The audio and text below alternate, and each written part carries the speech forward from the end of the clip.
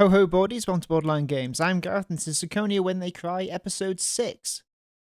Last time it was revealed that a group of physicists that were believed to be dead are still alive and haven't aged and apparently have formed some kind of counter cult to rival the Three Kings. Also, Mieo has noticed a change in Jaden's behaviour and he doesn't like it. So if you remember last time it was revealed that Mieo has a split personality called Meow. Who it seems, for also, what's that expression? All sense and purposes, is that what you say? For all sense and purposes, Jaden has fallen in love with and now is getting confused for the actual character Mieo. So Mieo is actually male, but apparently Mieo's split personality, Meow, is female. So how about that? Okay, so let's get started. The Three Kings have decided we command the lords prepare for the harvest festival.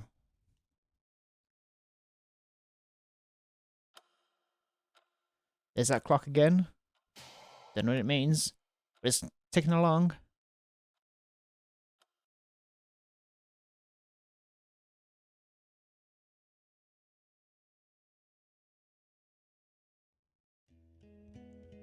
Well, I know I shouldn't have done that. I texted him to say I was sorry. Well, he read it and ignored it. That's too bad. Even if he ignores them, you should keep texting that you're sorry. An apology doesn't end when it is made. It ends when the one you're apologizing to forgives you. Is that how it works? Wouldn't it be better to leave him be and give him some time to think? This time, I agree with them. If you get angry and start ignoring him, things will just tend to get worse. Relationships are such a pain, huh? Life should be lived moment by moment, but you keep getting stuck on things and it screws everything up. Well, even if Jaden does apologise for taking a joke too far, that's not the real problem here, is it? True. Jaden, you aren't a CPP. A congenital parallel processor, right? Quite a few CPPs dislike it when people get confused while interacting with their multiple personalities. Are there any congenital CPPs here now? I don't think you want to be asking that. Not everyone who's come out has enjoyed the experience. Single personalities are a majority in the world at large, but they're a minority among Gauntlet Knights. Well, it just means you've got to treat people differently here. Anyway, you hear this a lot in the world of CPPs. Someone falls in love with one personality and the other personality starts to hate them. In the world of single personalities, it's not uncommon for people to see their partners in a new light, after noticing that they have an unexpected side to them. When incidents like these happen in the world of romance manga and novels, they inevitably lead to the development of romantic feelings. However, that only applies when said partner is a single personality. To them, a different personality is the same as a different person. So when you take your impression of one and force it on the other, they despise it. I get it. If a guy in my class sucked at basketball, and someone said I must suck too because I was in his class, it'd piss me off. Meow is meow. Mieo is Mieo, okay? Perhaps you developed romantic feelings for Meow and subconsciously started treating Mieo as a member of the opposite sex. If you just calmly analyse it like that, it makes me want to find a hole to crawl into. Jaden sank up to his head in the bath. It was just a virtual bath in a virtual room, so he wouldn't suffocate or anything. But right then, he was so embarrassed that he didn't want his male friends to see his face. There's no need to be embarrassed. We are soldiers after all. We may be servants to world peace, but fundamentally we're in a job where we might lose our lives at any time. I don't think it's a bad idea to experience love while you have the chance. In the end, this is all because I didn't understand anything. It's my fault. At the same time, in the open-air bath of the same virtual room, the Gauntlet girls had gathered. The topic of discussion here was the same as the boys. I understand how you feel, but he didn't know. If you get too angry, I'd feel sorry for him. That's right. If you talk to him so harshly, that's just too sad for Jaden.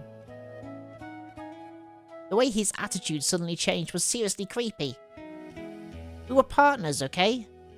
I trusted him because we were supposed to put our lives in each other's hands. He suddenly starts treating me like a girl. It was a shock, and it made me so sad. I thought we loved each other like family in the best way possible. I believed we had a trusting relationship that went beyond things like gender. And then he suddenly starts acting like that. Wow. Please, have more faith in your partner in Jaden.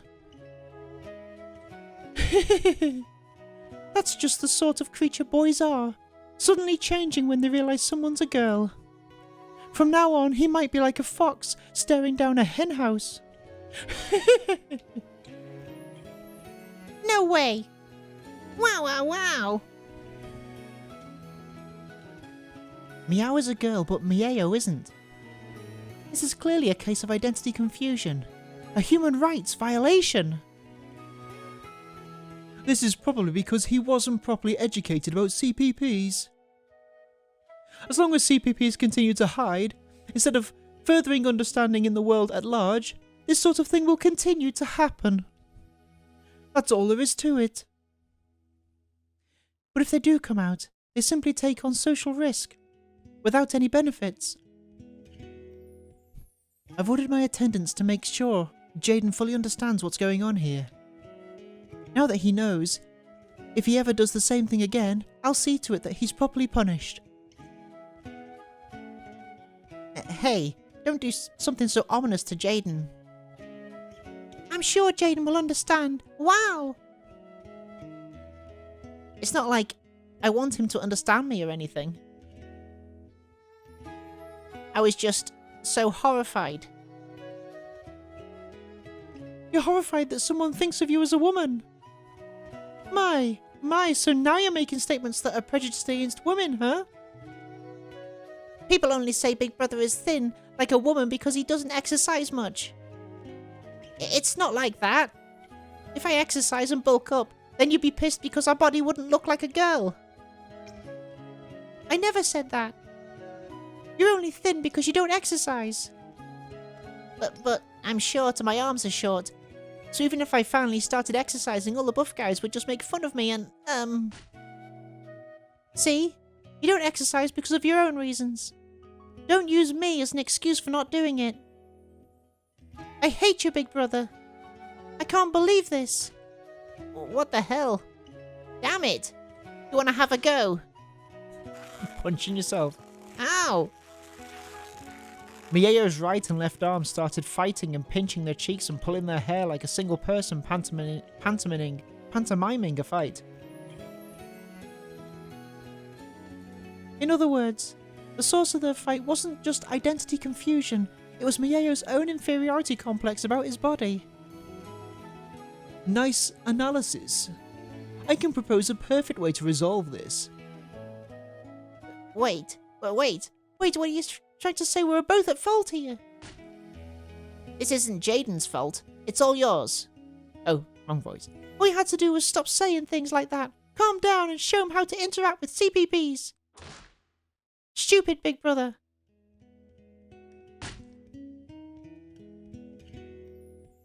You weak, skinny pipsqueak. Mocking the physical characteristics of someone whose body you share may be a dubious tactic. At any rate, they'd managed to get Mieo's side of the story. The girls passed the message on to the guys talking to Jaden with a mental text. Apparently, this group had almost finished getting Jaden's side of the story. Everyone admonished Jaden, making him understand how rude identity confusion was to CPPs. Right now, the impact of Mieyo's "you're creeping me out" was sinking in, and he was being wrapped in a fierce self-hatred. It's not like you to let it get you down like this. Mieyo went too far as well. If he doesn't like being called weak, all he has to do is train on his own. The fact that he was so horrified just because he thought someone was treating him like a woman is pathetic for someone who is technically a Japanese boy.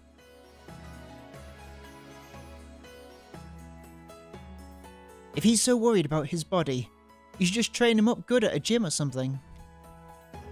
It sounds like he wants to be treated like a man, so whip him into shape. If that's what he wants, then sure. I won't hold back. I just discussed this with Naomi, and we agreed that a male bonding ceremony would be the best way for you two to make up. Nice. Go sweat together as men. It's the best way to make up. What do you mean, male bonding ceremony? In old Japanese manga, men who had grown distant would always resolve their problems like this. We can advise you in this virtual room, but our bodies are far away. We can't help you directly. So we're going to get a trustworthy friend, Gunhild, to set the stage. Huh? You're bringing Gunhild into this? I'd rather not tell the others in AOU if I can help it. Don't worry. She understands you two far better than you know. I just texted her. Now you only need to obey her instructions. Okay. Oh no. What's going to happen? He wasn't quite satisfied with this, but a text from Gunhild came almost immediately.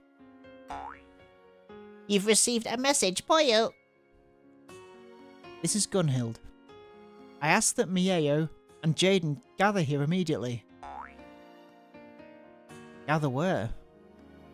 There was a blip on the map screen. Isn't that... I don't really get it, but I'll head on over.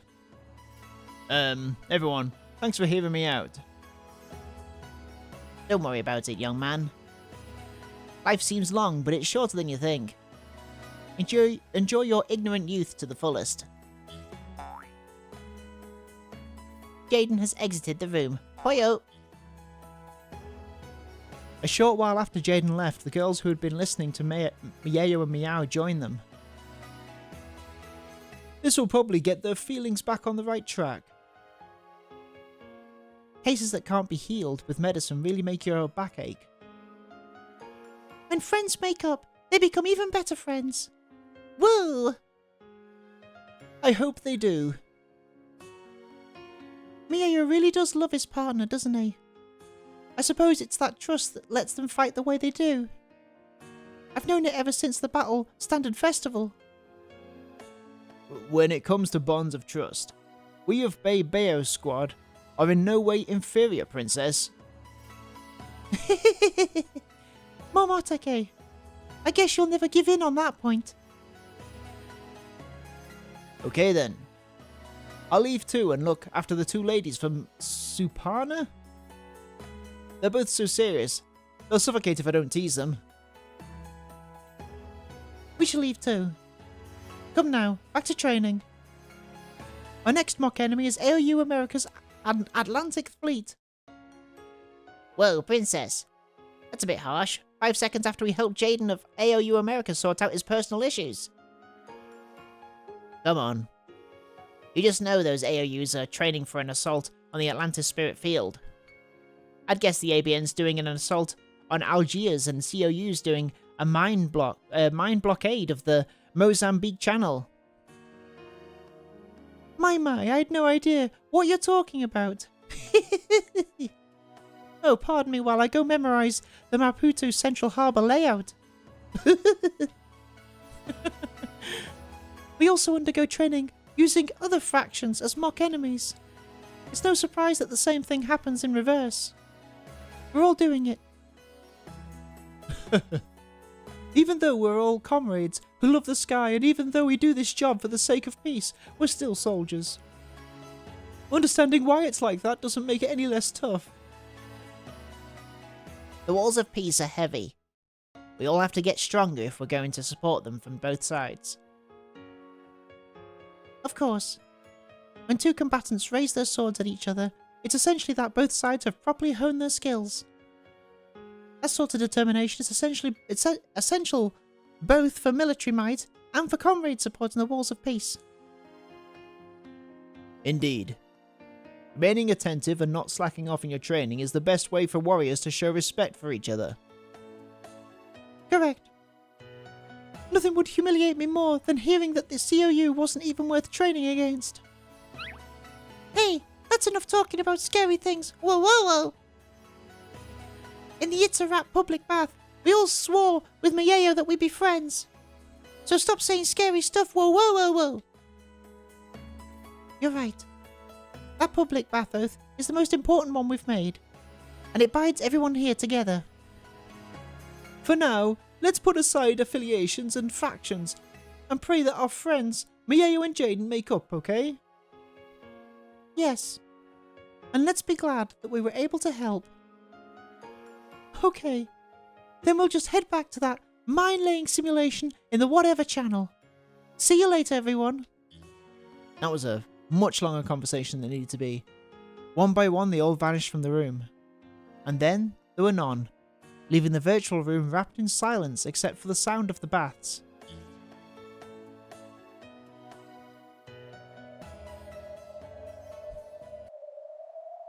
Oh. Someone's secretly spying. Oh! Oh! You know, it really is weird, this era. Just a little. Ah. You're wondering about how I look. It was getting confusing, so I sort of had this made to match my tastes. Oh, right, so the scientists who were believed to be dead were guarded by these blue robots, for a better word. I don't think it said what they were exactly, but they looked exactly like this, apart from obviously Miyeo's head. So maybe Miyeo is one? I don't know. Think it looks good on me. Or maybe all of those robots are Gauntlet Knights as well.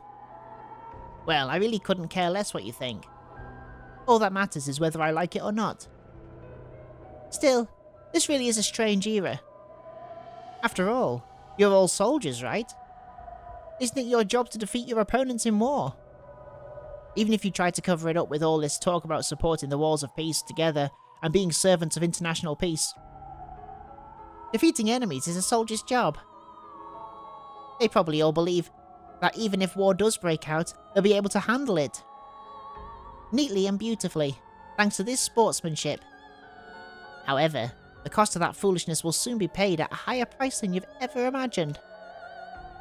There's no way that'll happen. We're all friends. We swore that to each other. Even if a conflict erupts, we definitely won't kill each other. You act like this nonsense is a prediction, but none of it will ever happen. This is probably a misunderstanding peculiar to Japanese. Okay. They're both pronounced Yogan, but their meaning is entirely different. Do you know what the difference is? I do not. I don't want to talk to you. Disappear. Disappear! Well, I don't really care whether you ask or not. I'm talking because I want to. So what's the difference between this symbol and this symbol? This means that you think what you think it does. It's making a prediction about the future and telling someone about it. That prediction might be right, or it might not. But this one is different.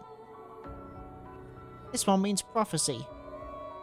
Receiving words from God. God is an omnipotent and also knows everything about the future. So the words of God are a promise, about the future. When you receive those words from God and speak them, it becomes, this, a prophecy. My words are a prophecy. They're an announcement about a promised future. It doesn't matter whether you believe me or not. No matter what happens, everything will turn out the way I said. Right now, the world is still moving slowly. It may not look like the sort of environment a war could break out in. But behind the stage where you innocently play at being friends, the world is slowly preparing to become a place where people hate each other. Who? Who would do something like that? Do you know about the Three Kings? They're the old people who claim to be the guides of humanity across the globe. Their ultimate goal is to get the whole world to fight at once and then destroy everything by their own hands. For that reason, those old people have already made extensive preparations. And very soon it will become real. When that happens, all this pretending to be friends for the sake of international peace will be over.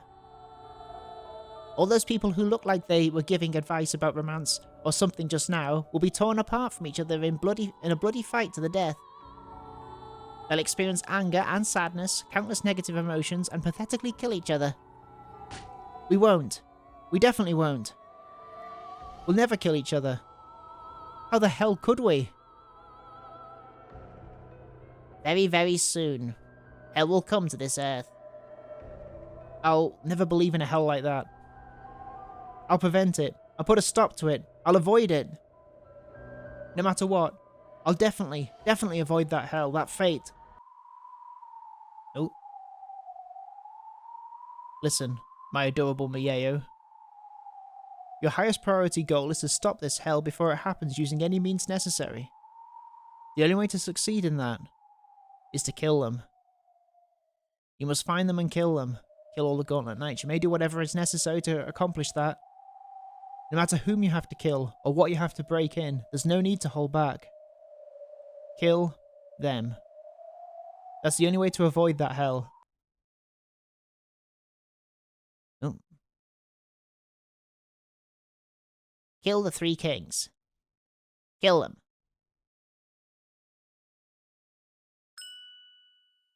Okay. When love is on your side, age and height are no barrier. Neither nationality nor race can stand between a couple.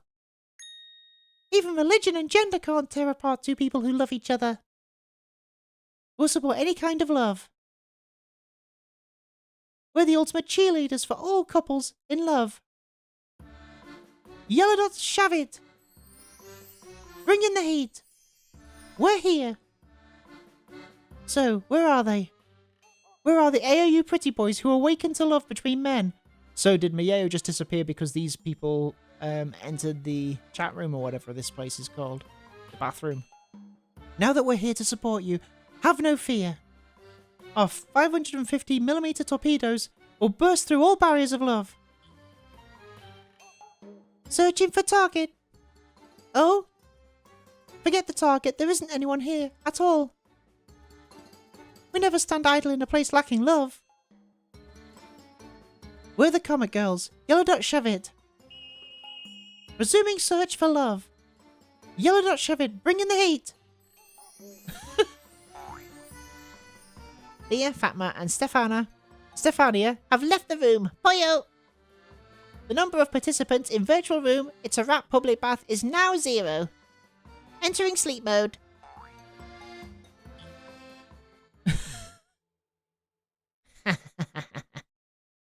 They're all going to die. If you want to avoid this hell, you have to kill them. Or if that's impossible, yourself.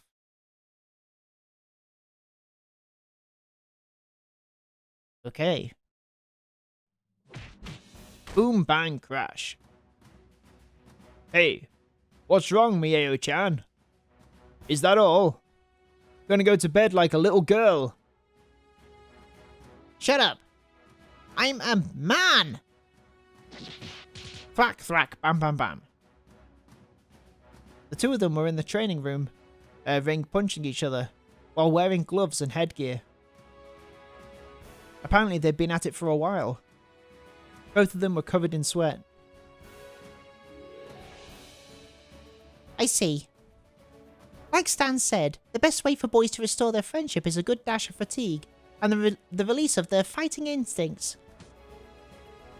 Don't underestimate me just because I'm short. You asshole! You asshole!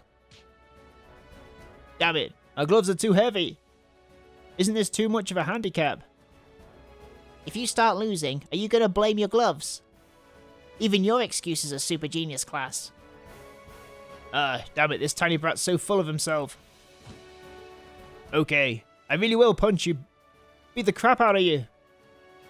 Ah! Stop it, Jaden.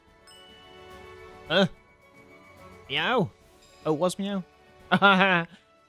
Gotcha. Bang. A cross counter. Or it would have been if Miao's arm were a bit longer. Jaden's left straight had beautifully lined up on Miao's face, but as usual, Miao's right straight hadn't been long enough to reach. With a thunk, Miao fell spread eagle to the ground. Damn it! Give me a saw! A chainsaw! I'm cutting this right arm off!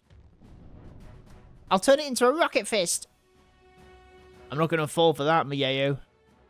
I've already memorized the difference between how you and Meow talk. Oh really? I'm so happy for you.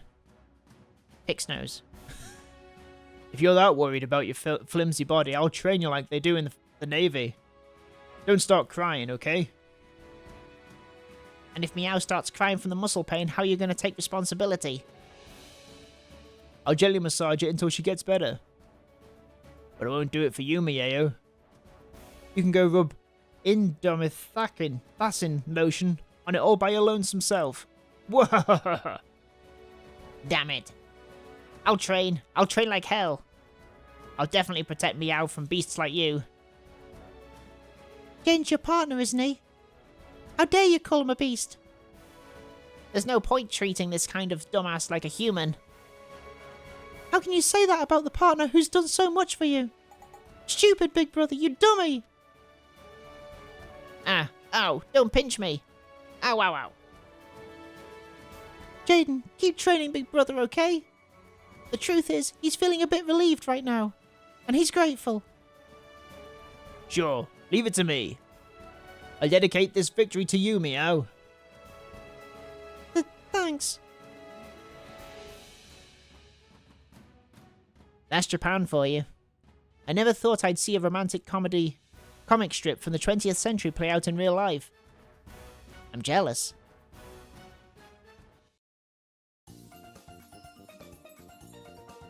Nice. Hey, senor! Toujirou! How have you been? Well, you're enthusiastic, as I'd expect from a Latin American country.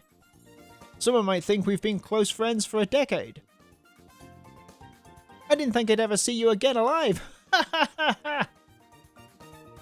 This was Leito, Brazil.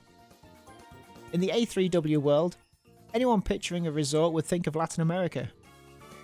Latin America had managed to preserve the most beautiful of environments and air quality as well as gorgeous vistas, making it a vacation destination for VIPs across the world. It would be no exaggeration to say that spending the rest of one's life in a high-class Latin American resort was the ultimate goal of many. The countries on the South American continent, which was the only one that had spirit fields of high purity, rare spiritium, were considered the most prosperous in the world.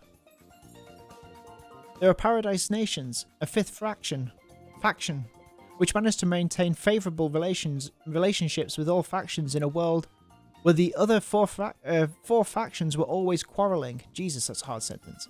At a glance, it was hard to imagine what connection there might be between Toujirou, who was well dressed despite this heat and pulling a wheeled bag behind him, and this man who looked like he lived every day to the fullest in casual clothes. The pair entered the lobby of the high-class hotel, where the cheery man was staying and relaxed on an expensive sofa. Toujirou, you should quit your business too and come over to Leto. It's great here, just heavenly. Sadly, I don't have the kind of vast wealth you need to apply for immigration into Leto. Just go make friends with the big-breasted, big-assed girls on that beach over there. If you marry into their family, they'll get you your citizenship. All Leto girls dream of falling in love with foreign billionaires. That explains all those strangely appraising looks I got on the beach. They've got good eyes. One look at the material of my clothes and they knew I wasn't rich enough to be worth talking to. You really are a hoot, Toujirou. He seems like a good guy.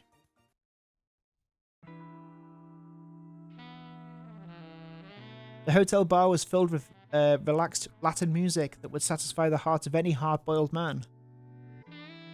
After the two men brought their glasses together, they silently enjoyed the atmosphere and their drinks for a while.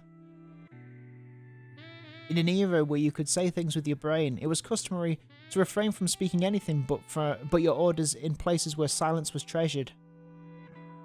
So each of the guests experienced the place in their own way, and they were able to enjoy the conversations without interfering with anyone. Can you imagine? So, were you able to play that musical score? That was one hell of a score you found. I doubt there were even 5 people in the world who could perform that. Then I'm glad one of those 5 people owes me a favour.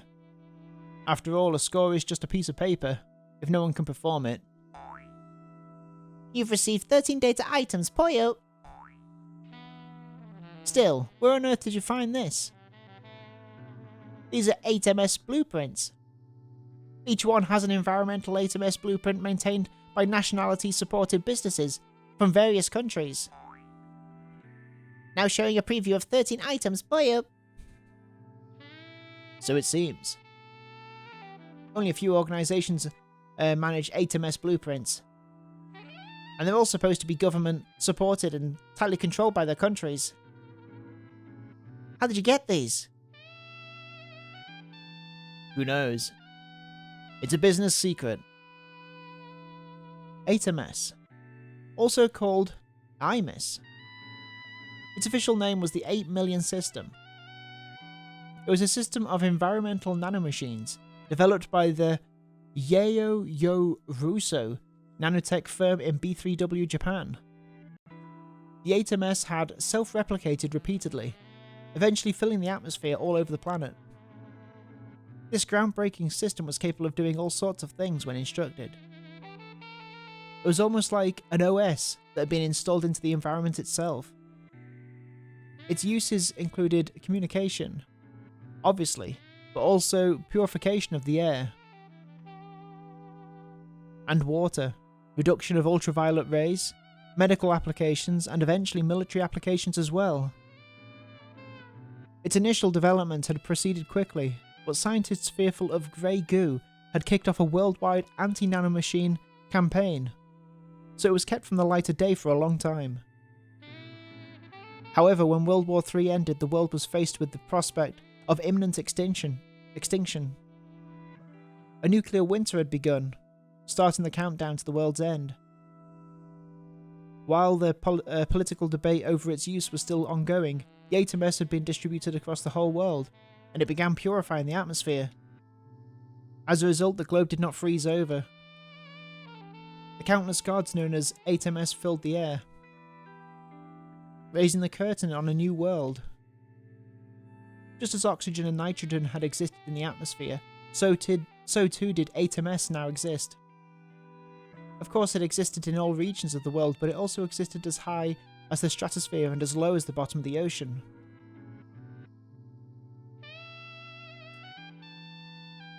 And naturally, it was inside the human body as well.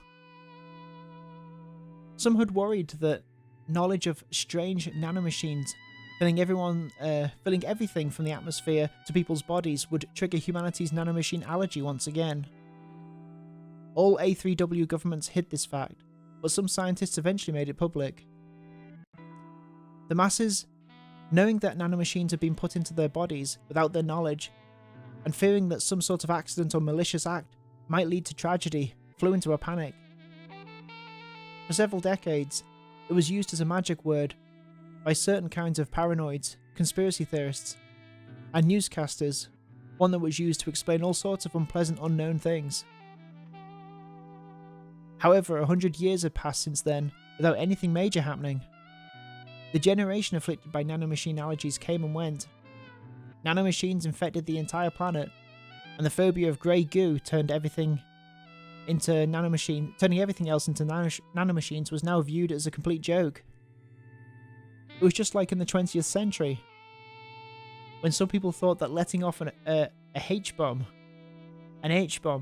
would cause a chain reaction with all the hydrogen on the planet and destroy the world. That opinion was also viewed as a complete joke later on. Now, no one thought much of the fact that countless nanomachines drifted throughout the atmosphere and their bodies. Nanomachines aside, humanity had always coexisted with all sorts of bacteria and viruses. And so a murderous ATMS was simply added to the list of things an evil terrorist might develop in a spy novel, alongside nukes and killer viruses. Of course, it isn't actually that simple.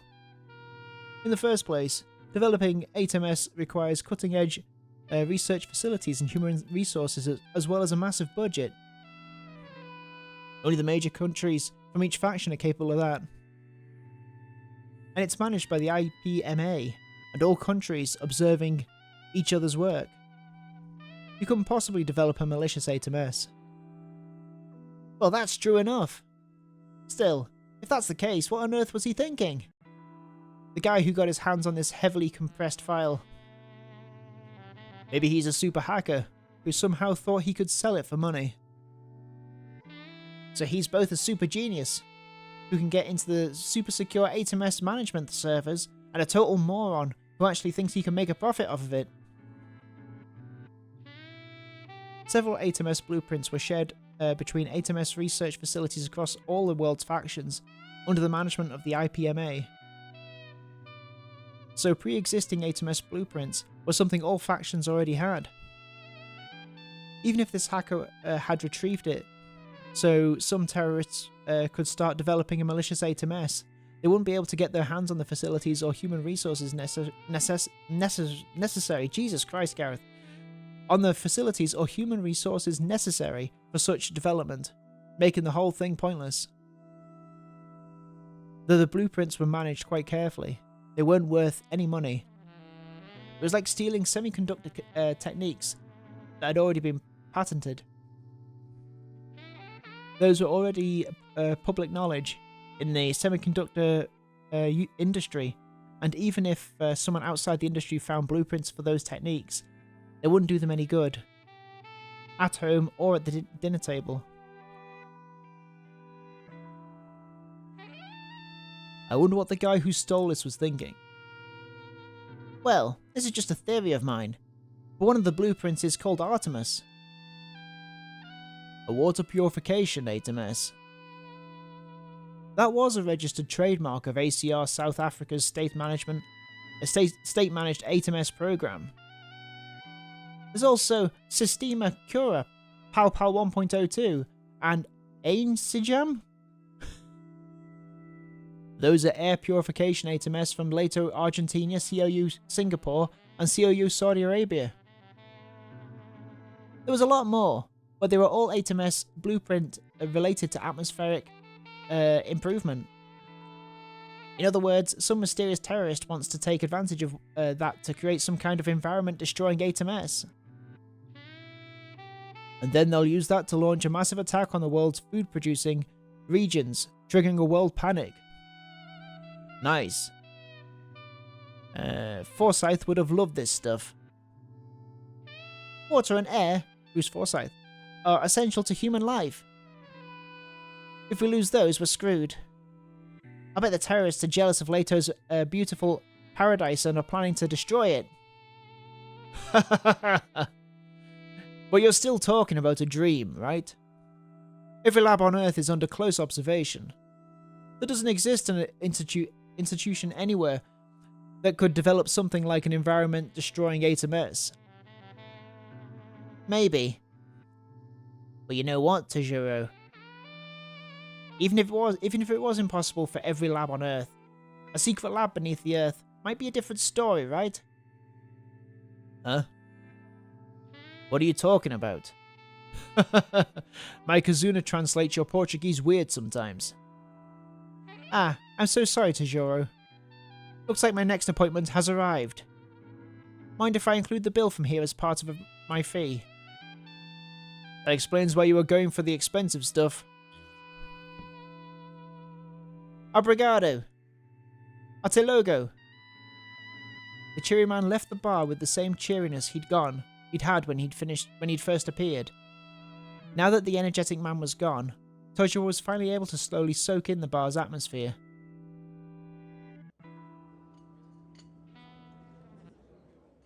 Then the scent of a passionate perfume hit his nose. An attractive Brazilian woman had sat down in the seat vacated by the cheery man. Toujirou raised his glass and winked at her. Hi there, young lady. Would you care for a drink? Oh, is that... That's someone we know, right? Gladly. Now, what shall I have? How about a milkshake? As laid back as Leto is, it's probably not a good idea to drink alcohol on the job. By this point, she wasn't alone. Several MPs from the Leto military were with her too. Welcome to Leto, Brazil, senor. If you had told us you were coming, we could have given you a proper welcome. Well, now that I know there's a beauty like you here to welcome me, I'll do that next time. His Excellency has said he wishes to invite you to dinner. Will you come with us? Works for me. If you'll be joining us in an evening dress, that is. Signor says he'll gladly come with us.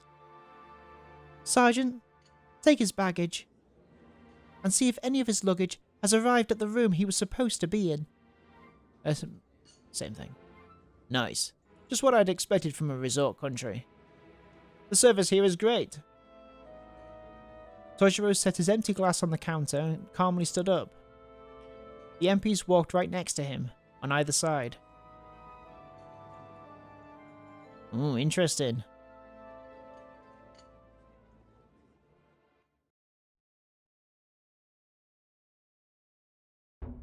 And I think that is another episode of Ciconia When He Cry. Thank you for watching. I'll see you next time on Borderline Games. And I will see you next time we're playing Ciconia When They Cry. Have a good evening. Bye-bye. Farewell. Bye.